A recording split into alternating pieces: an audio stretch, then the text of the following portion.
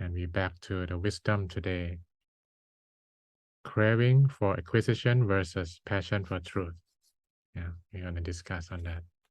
In the past, uh, I would say about a few months now, I have been considering a lot about the deeper course of sufferings in the world. Yeah, not just our personal suffering from struggle in works and life, but also the sufferings out there on the street, in the society, and what really make it become like this. Yeah, in the past few months. And I start to explore. And as you aware, I'm very lucky to travel to upstate New York and then spend a few hours with Bhikkhu Bodhi, the translator of Pali scripture, and ask him many difficult questions that I was asked by both professors and students at Columbia, and also friends in New York who are very hopeful that Buddha could give answer, not just personal peace, but climate crisis, inequality, and homelessness. We see this now, and it's quite trembling to see how modern society kind of collapse in some way, and it's not only in America. I travel around the world.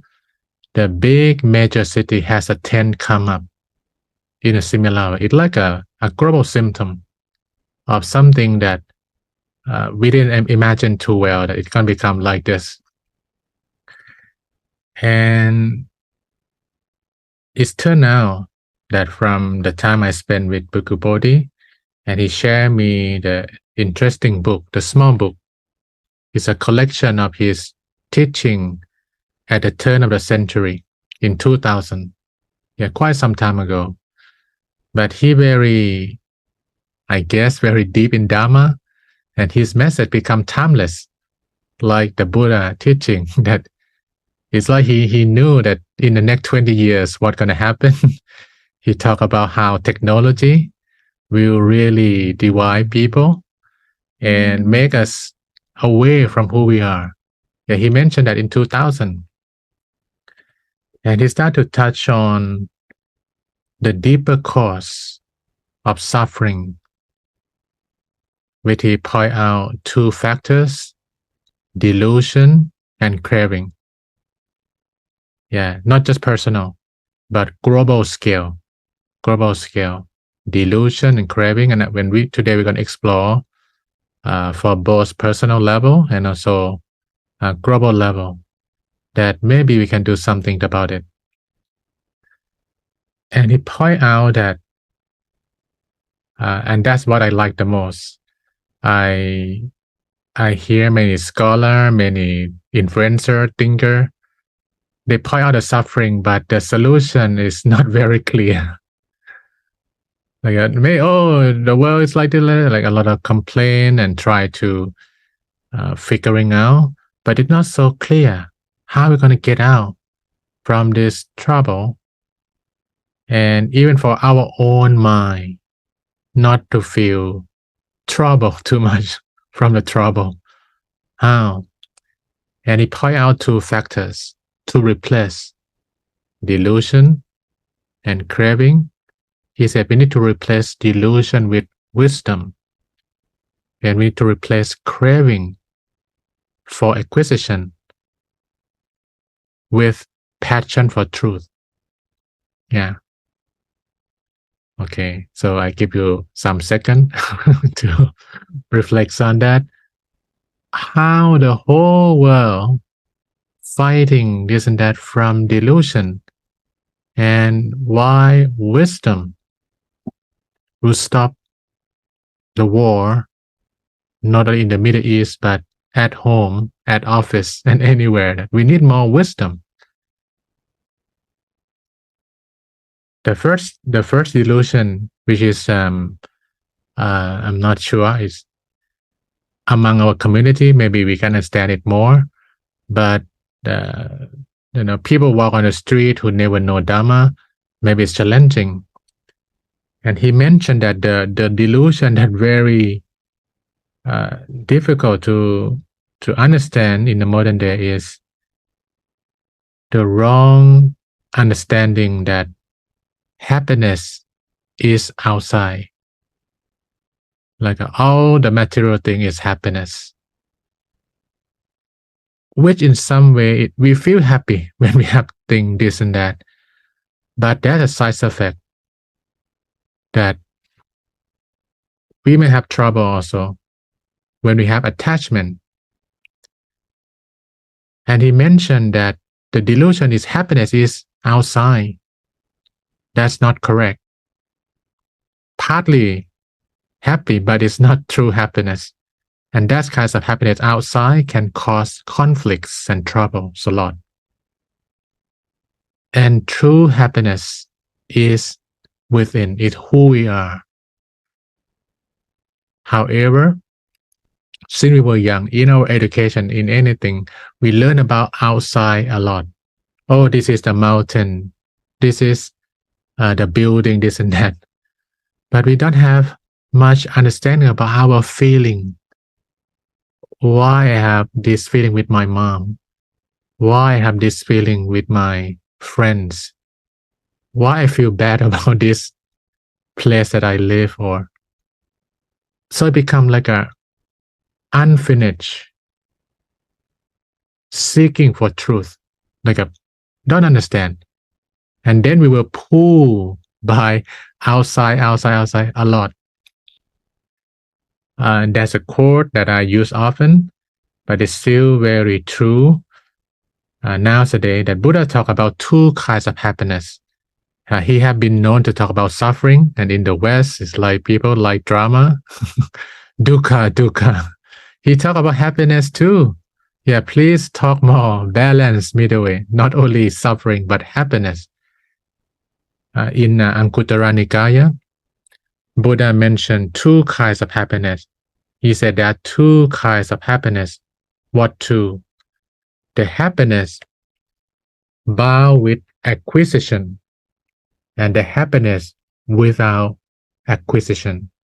Of these two kinds of happiness, the happiness without acquisition is foremost. Yeah, in Pali they have Amisukha for happiness bound with acquisition and Niramisukha, happiness without acquisition. What is happiness without acquisition? Luminous mind. It inside us. We don't need to acquire it outside. Liberation, kindness. Like we tap into something that is limitless. That is something that we need to acquire outside.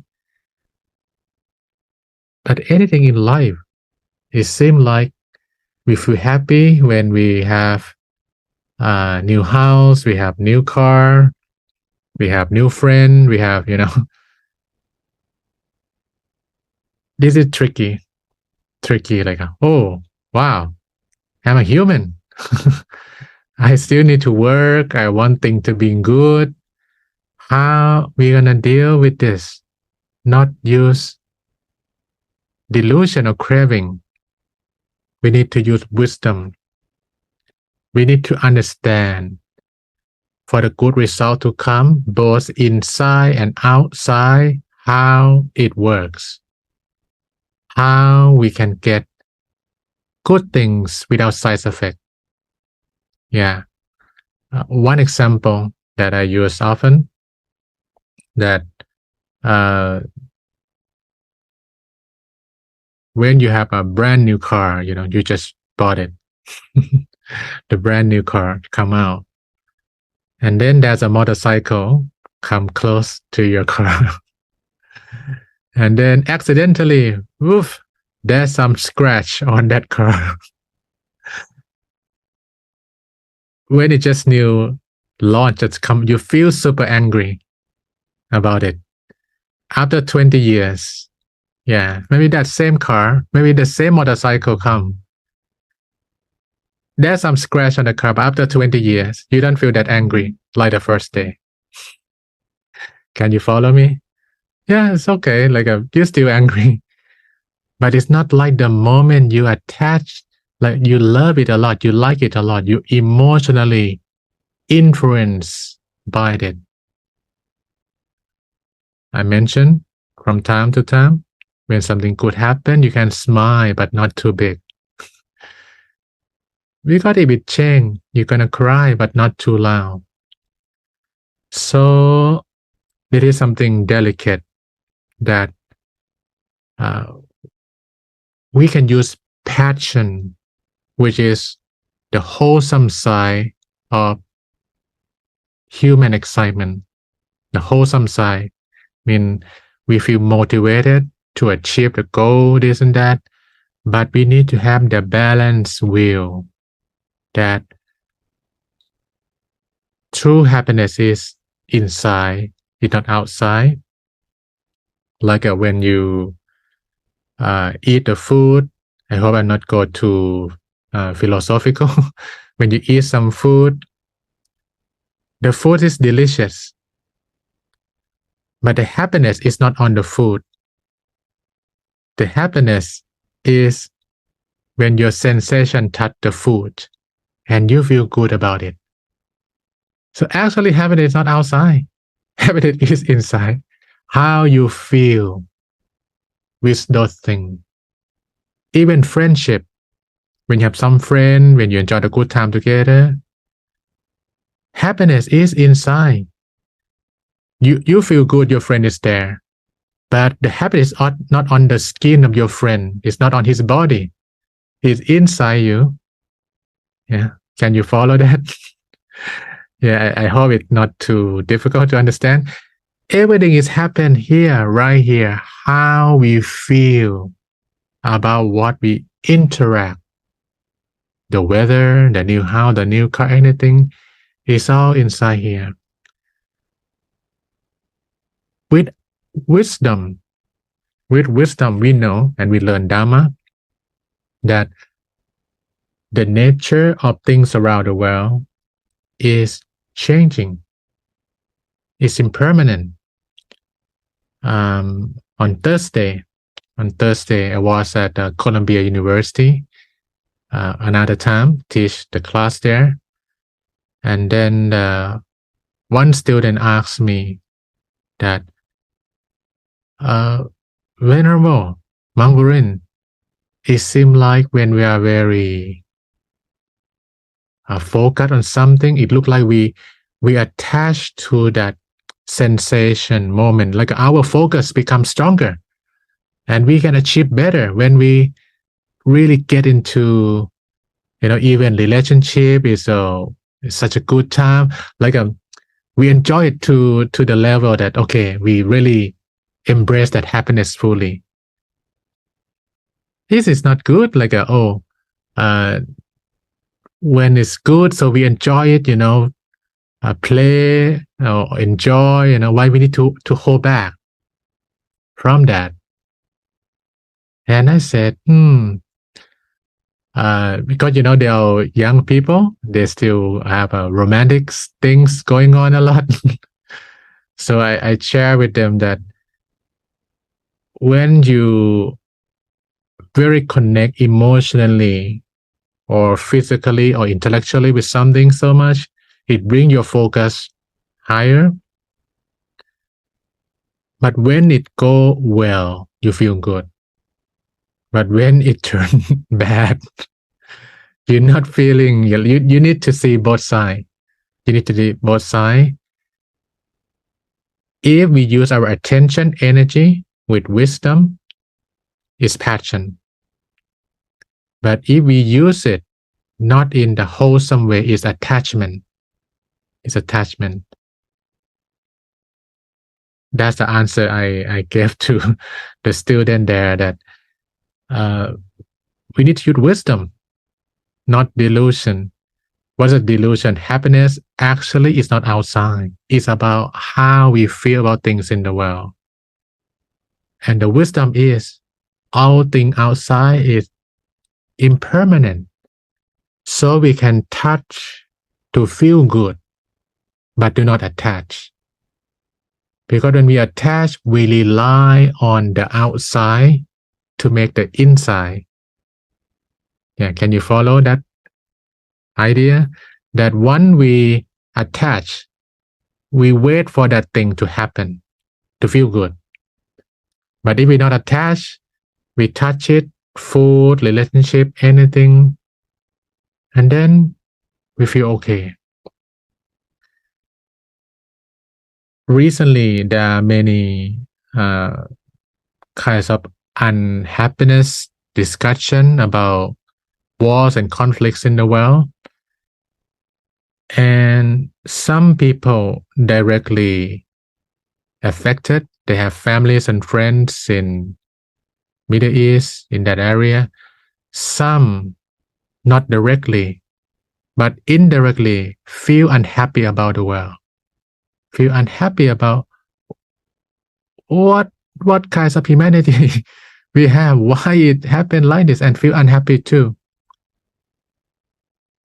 So I would like to touch on 3 kinds of craving. I think that's more closer to the people who have unhappiness, not from about what happened in your life, but something happened outside.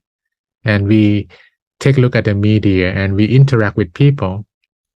Buddha talked about 3 kinds of craving, like a craving for acquisition, when we want to acquire something to feel good. He said there's 3 kinds. The first one, kama tanha, craving for sensual pleasure. Yeah, the food, the house, the car. If it's balanced, I think it's good. It's called good time. If it's too much, too pricey, too dangerous, or I think it's not good for that. Like you use too much merit, too much good energy, exchange for that excitement, and sometimes didn't end well, right? Yeah, we have many people who are rich and then don't know you're gonna die if you take too much risk. So crave for sensual pleasure is one, and the second one called bhava tanha, BHAVA, bhava tanha, TANHA, tanha mean craving. Bhava tanha, craving for becoming. Crave for becoming. Oh, I want to get promotion. Oh, I want the better salary. I want about this thing. And we should wait for progress, but we should understand how it works. It's not about what we want, but what we will do to make it work. Yeah. So craving for becoming, and when you not become, you don't like it. You want more work, you don't have it, you feel suffer. And the third one, craving for not becoming. Vibhava tanha. What is that? You don't want anything to happen. It happened. You don't want that to happen in the world. It happened. And then we crave for different result. I don't want to sound pessimistic about the world and then hopeless. We should have passion to become. And we should have passion for something not to become, like no more war, no more conflicts in the world, no more fighting with my sibling, no more fighting with my boss. But craving is a kind of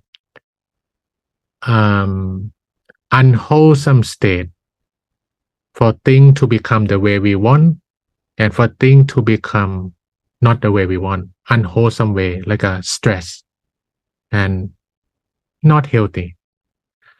But passion is different.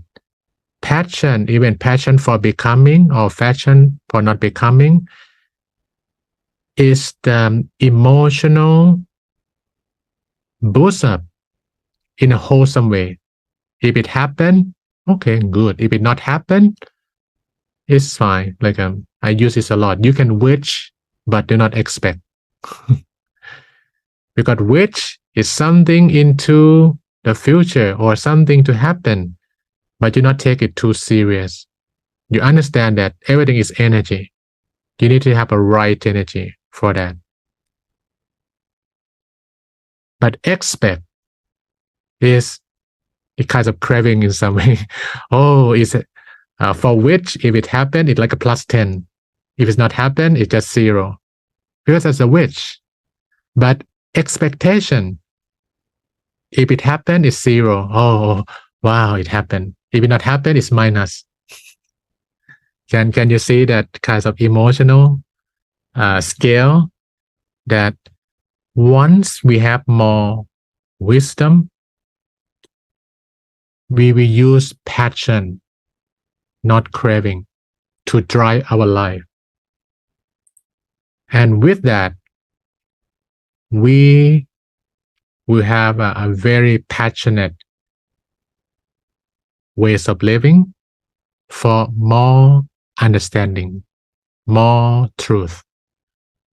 It seems like the whole world look like not allow for slow down too much. They try to say, oh, you need to speed up. Oh, now there's more competitor there. Everywhere we look around, our phone, even talk to the people, busy, busy. That's a term I hear all the time. I'm busy. And I'm a bit curious how we can do something to make the whole world less busy. And we can have really more time to really understand the truth of life. By the concept, I think it's not too difficult. Delusion, craving, and then it make us running around happiness, which is not real, it's not true. And we need wisdom and passion. By concept, is understandable.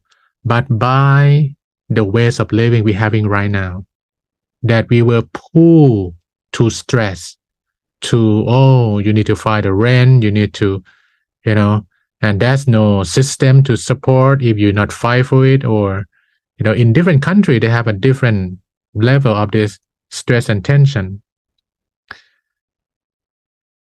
But this is the collective work.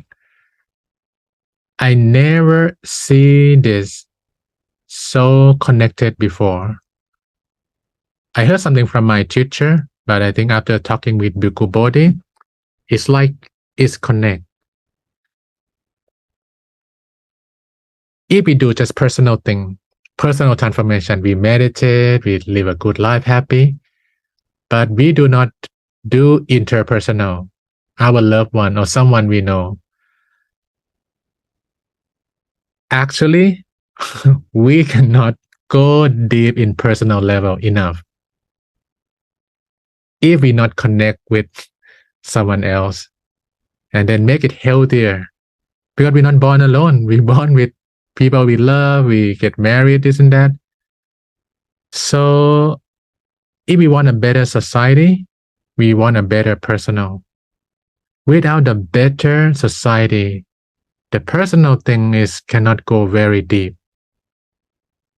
Let's imagine, and this is so clear, that, oh, we can meditate, we can go to the park, we can do this and that. Personal. And then something societal, global, COVID-19 happened. Boom. No, you're not allowed to come out. Or, something outside, but its effect inside. This is some wisdom that I want to share with everyone, that personal transformation, interpersonal transformation, and then societal transformation is interconnected. Yeah. The more we deepen ourselves, the more we should reach out, if we can, to someone else, and that healthier for both. But if we would just say, I don't care, and in some tradition, they thought Theravada focus on your self practice. Mahayana is more bodhisattva. That's not correct. Yeah, if we look in Pali scripture, it's both personal and help other people. Buddha called a good friend, Kalanmita. It happened. The more we practice ourselves, the more we feel like we should reach out to help someone else.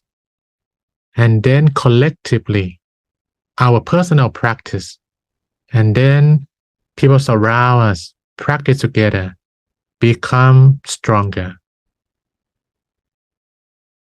And with that attitude, I think this is the correct one, that we should practice by ourselves, but do not block. Because if you feel like, oh, this is personal, and then someone else who don't understand Dharma, they don't do it, this and that, and you don't touch it, you will have craving for becoming, I want this personal inner peace space, and then someone might come and take away it. And then we have another suffering that, oh, why I cannot do it? Why they not cooperate, this and that? This is not so common message in Buddha teaching, especially in a very individualistic world. But we need this personal, interpersonal, and societal transformation. And that's what Bhikkhu Bodhi, he wrote down in the book, that to have a better version of humanity, we need a mass scale transformation of consciousness to really live above this toxic vibration. We need not one, not two, not 100, but a lot for the world and for our own inner peace also. Yeah, so that's conclude that be kind, be wise, do not crave for outside. It all happen inside. You need to be wise to manage it well and have a passion for wisdom, for truth, that you can live happier, more lively when you have more understanding, and let the good principle that you do make life good in any way. Yeah.